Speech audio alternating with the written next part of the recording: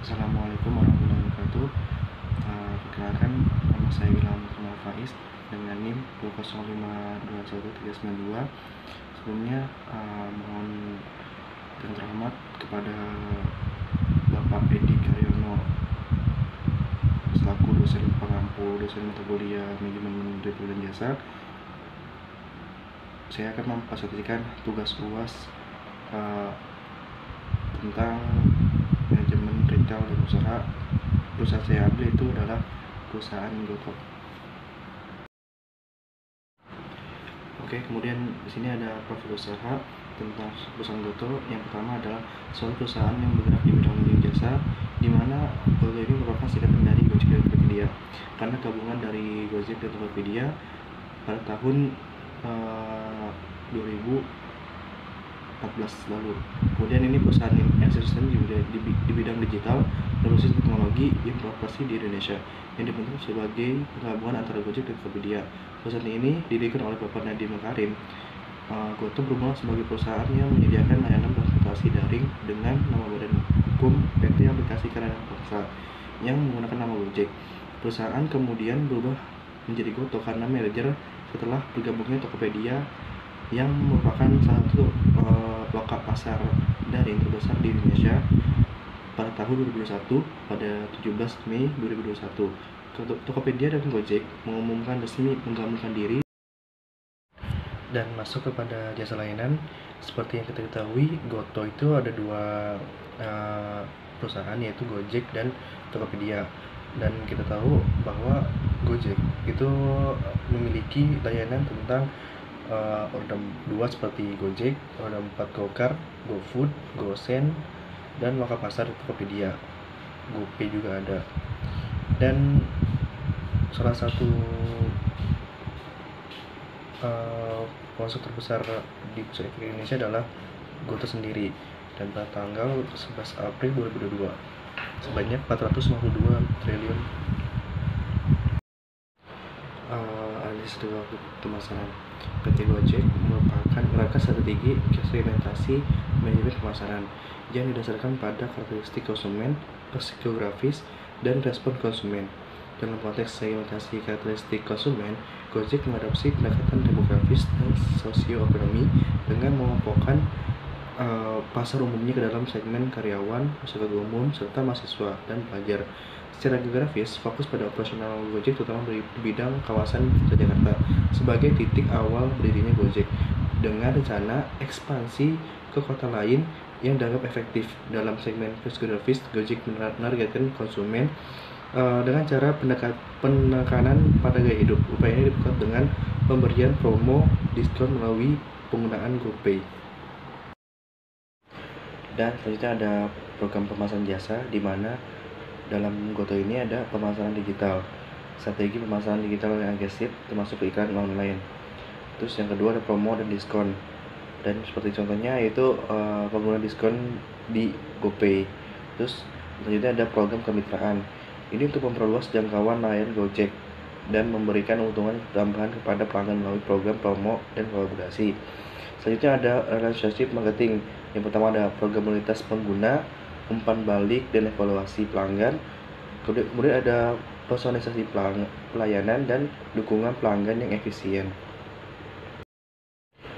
Kemudian itu ada aspek SDM, di mana Gojek atau Goto ini yang pertama ada pengembangan keterampilan digital. Yang kedua ada promosi budaya inovasi, yang ketiga peningkatan kemampuan adaptasi, dan yang terakhir itu kolaborasi antar departemen fokus pada keberagaman dan inklusi. Selanjutnya itu ada manajemen kualitas jasa. Nah, di sini saya menemukan pertama ada standarisasi layanan, di mana layanan yang mereka tawarkan termasuk GoRide, GoCar, GoFood, dan layanan lainnya. Yang kedua ada pelatihan dan pengembangan karyawan. Ini melibatkan pelatihan mengenai standar kualitas, keterampilan interpersonal, dan bagaimana memberikan layanan pelanggan yang baik. Kemudian selanjutnya ada pengukuran kinerja, menggunakan mekanik kerja seperti waktu tunggu, kecepatan pengiriman, atau tingkatan kepada kepuasan pelanggan. Selanjutnya ada umpan balik pelanggan. PT Goto ini secara aktif mengumpulkan umpan balik dan menggunakan mereka melalui aplikasi atau platform lainnya. Selanjutnya itu dulu yang kelima, teknologi dan inovasi. Mengintegrasikan teknologi canggih dan inovasi dalam platform mereka untuk meningkatkan efisiensi layanan dan memberikan pengalaman yang lebih baik kepada pengguna. Nah, selanjutnya ada penanganan dan kelihaian. Menerapkan sistem efektif untuk menanggapi dan menyelesaikan keluhan pelanggan dengan cepat dan memuaskan. Yang selanjutnya ada perbaikan dan berkelanjutan, melibatkan siklus perbaikan berkelanjutan dengan melakukan evaluasi rutin. Terus yang terakhir ada keamanan dan kepatuhan, di mana memisahkan keamanan dan kepatuhan terhadap regulasi pemerintah yang berkaitan dengan layanan transportasi dan keuangan yang mereka sediakan. Selanjutnya ada analisis konsumen. Analisis konsumen ini lebih ke pertama, segmentasi pasar, di mana PT Gotoh ini dapat mengidentifikasi dan mengelompokkan pengguna berdasarkan karakteristik demografi seperti usia, jenis kelamin, pendapatan, dan lokasi. Yang kedua ada menganalisis profil pengguna, di mana termasuk preferensi dan kebiasaan perjalanan. Informasi ini dapat membantu PT Gotoh menyesuaikan penawaran layanan dan promo agar sesuai dengan kebutuhan spesifik pengguna. Dan yang terakhir itu motivasi pengguna, di mana memahami apa yang mendorong pengguna untuk memilih layanan PT Gotoh, apakah lebih terkait dengan kenyamanan, harga terjangkau, atau kecepatan layanan. Hal analisis ini membantu menyesuaikan strategi pemasaran dan meningkatkan elemen nilai yang ditekankan. Dan selanjutnya ada perilaku konsumen, di mana tren pengguna melihat pola penggunaan layanan dari waktu ke waktu. Misalnya, apakah ada tren tertentu dalam waktu pemesanan, jenis layanan yang paling sering digunakan, atau perubahan dalam preferensi pembayaran. Kemudian ada pengaruh media sosial. Tentu, menganalisis interaksi pengguna di media sosial terkait PT Gotoh. Tren pada tragedi COVID-19 sangat meningkat, dan pasca COVID pun Gojek tetap ada. Nilai turunnya ditambahnya pada baru-baru ini TikTok akan membuka atau bekerjasama dengan Tokopedia. Hal ini dapat memberikan wawasan mengenai pandangan dan pengalaman pengguna. Yang terakhir itu adopsi teknologi, di mana memahami sejauh mana pengguna terbiasa dengan teknologi ini atau dapat senyaman mereka menggunakan aplikasi atau platform digital PT Gotoh.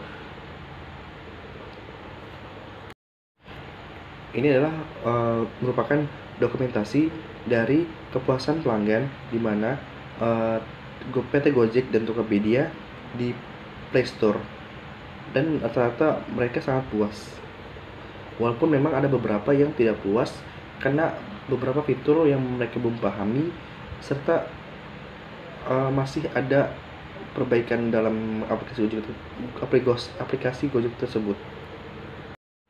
Selanjutnya ada evaluasi kinerja, di mana PT Gotoh telah menunjukkan kinerja yang baik mengesankan melalui pencapaian positif dalam berbagai aspek, pertumbuhan pengguna yang signifikan, pendapatan yang meningkat, dan keberhasilan yang dalam peluncuran pelayanan baru.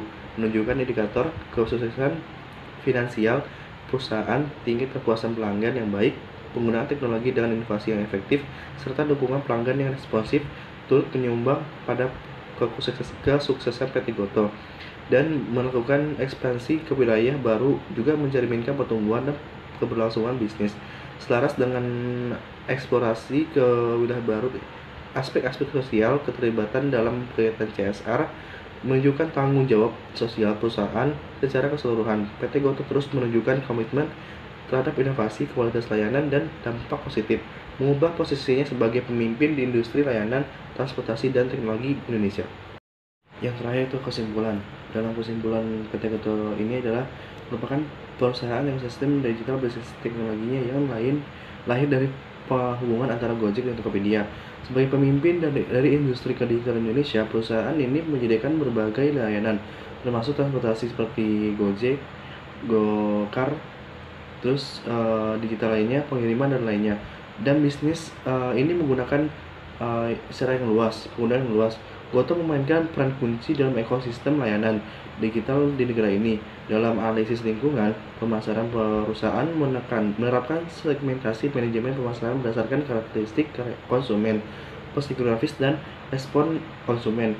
Strategi pemasaran yang agresif, program promosi, dan kerjasama kemitraan menjadi bagian dari upaya pemasaran yang diterapkan. Selain itu tergantung dari pasar yang spesifik. Spesifik seperti konsumen usia produktif dengan mobilitas tinggi menjadi fokus strategi pemasaran. Program pemasaran jasa dan relationship marketing diimplementasikan melalui pemasaran digital, promo diskon, program loyalitas, umpan balik pelanggan, personalisasi layanan, dan dukungan pelanggan yang efisien. Upaya ini bertujuan untuk membangun berhubungan yang kuat dengan pelanggan, meningkatkan retensi, dan memberikan pengalaman yang positif. Dalam aspek SDM, PT Gotoh menunjukkan komitmen pada pengembangan keterampilan digital, budaya, inovasi, adaptasi, kolaborasi, entrepreneur, dan serta keberagaman lainnya seperti inklusi. Ini adalah langkah-langkah yang krusial dalam menghadapi tantangan dan peluang di era industri society 5.0. Manajemen kualitas jasa di PT Gotoh mencakup modernisasi layanan, pelatihan karyawan, pengukuran